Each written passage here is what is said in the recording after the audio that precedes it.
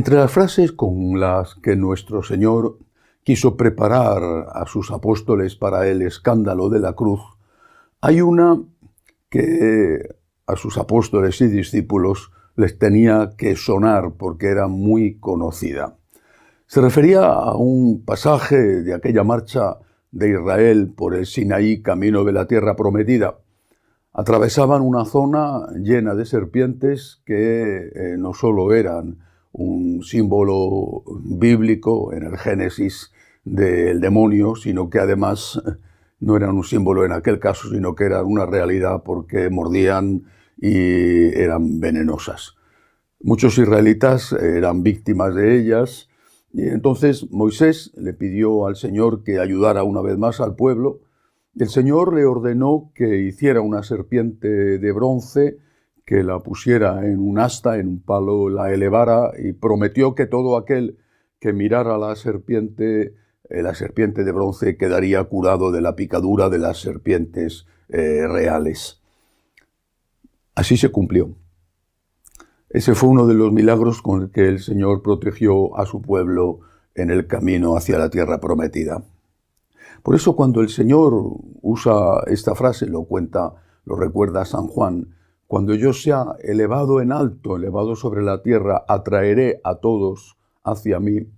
Los apóstoles sabían bien o deberían de saber bien qué es lo que significaba y qué quería decir Jesucristo. Él estaba hablando de su cruz. Ellos quizá en ese momento no lo entendieron, pero sin duda lo comprendieron más tarde. El propio evangelista Juan lo cuenta a continuación. Lo entendieron más tarde cuando después de la muerte tuvo lugar la resurrección y tuvieron la ocasión de ver, oír y tocar aquel cuerpo glorioso, aquel cuerpo resucitado.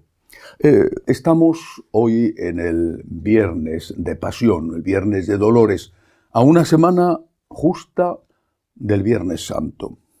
Y es por eso muy útil que recordemos el momento en el que Cristo fue levantado en alto, el momento en que fue crucificado.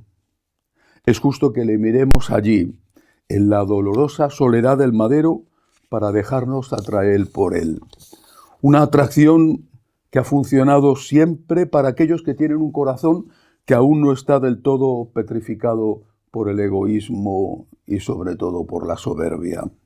Si empezamos la Cuaresma recordando las palabras del apóstol Tomás, vamos también nosotros a morir con él, pronunciadas cuando Jesús, enterándose de la enfermedad mortal de Lázaro, había decidido regresar a la cercanía de Jerusalén, como era Betania, y los apóstoles le habían dicho que le estaban buscando para matarle, y él dijo, aún así tenemos que ir.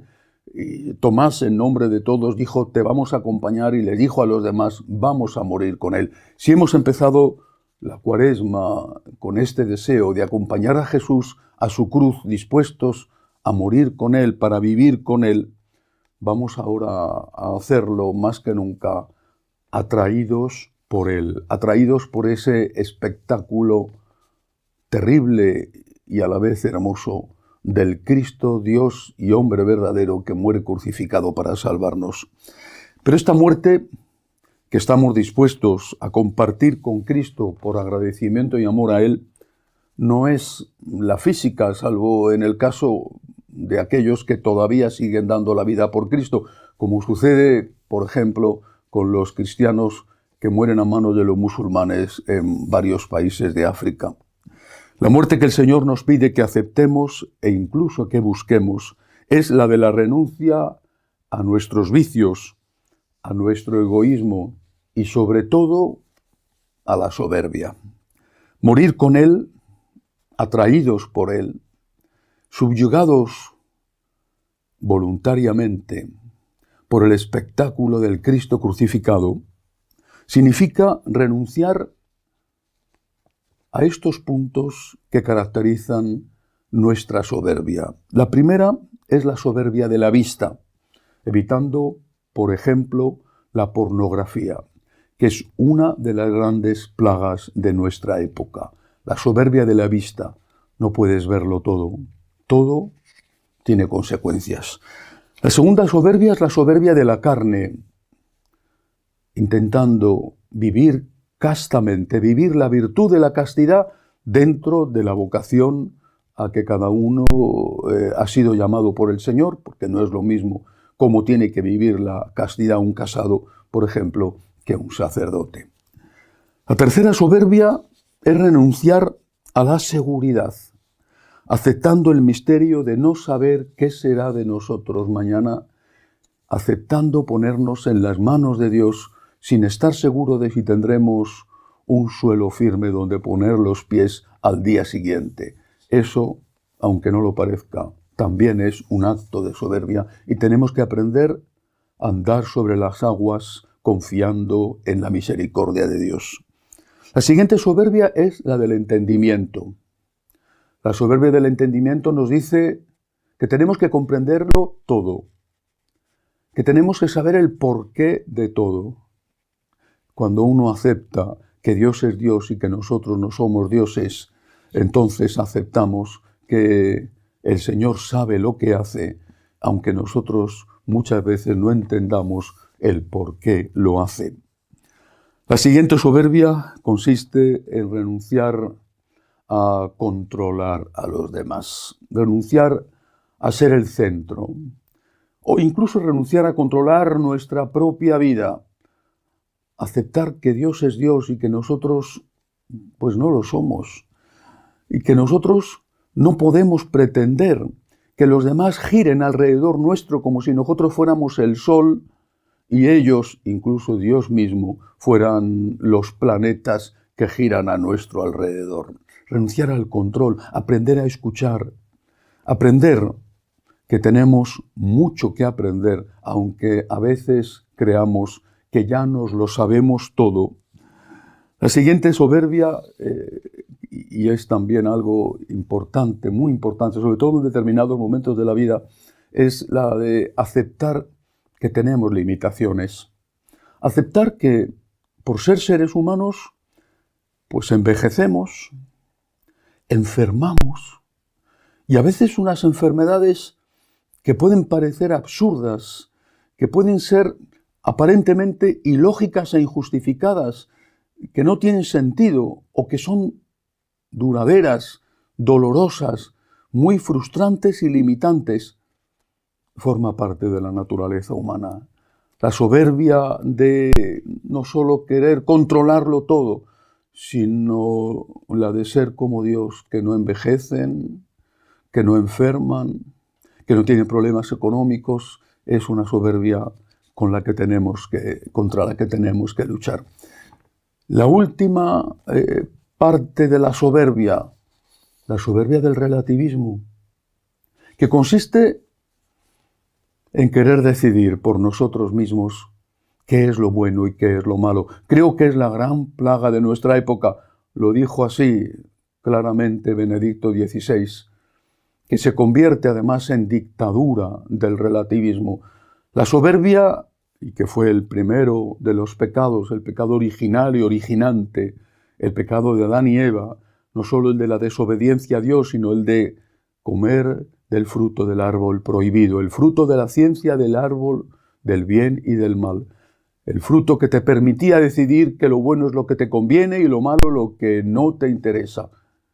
La soberbia del relativismo nos está llevando a la destrucción como personas y como humanidad, como pueblo.